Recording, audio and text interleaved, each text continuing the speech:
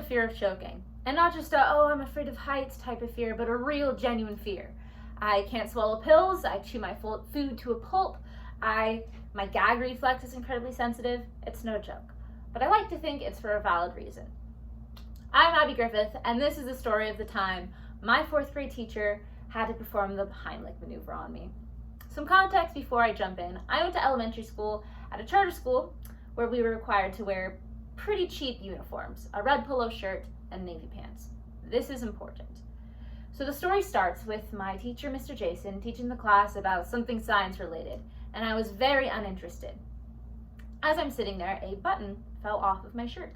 For whatever reason, I decided I needed to put this button in my mouth immediately. I could not tell you to this day what possessed me to make such a life-altering decision, but my monkey brain said it was necessary, so I put the button in my mouth and I inhaled. The button was then stuck in my throat. I couldn't cough, I couldn't breathe, I couldn't talk. I was frozen.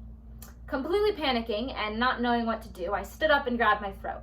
Luckily, Mr. Jason, my teacher, got the message. He came over, picked me up by the torso, took me to the front of the class, and started performing the Heimlich maneuver on me, pushing his fist against my abdomen over and over again. Now, my mind was completely blank, but I do remember watching all of my classmates look at me with horrified faces. He picked me up again and took me outside, probably to save everyone from the trauma of watching one of their classmates choke to death. But anyways, after a few more thrusts against my abdomen, the button flew out in a perfect arc and landed on the concrete. He stared at me and said, "What is that?" To which I replied, "A button."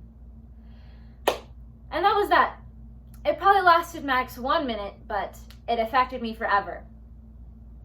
So even though everyone may judge me for not being able to swallow pills, I think I have a valid excuse. That button was the size of an Advil after all.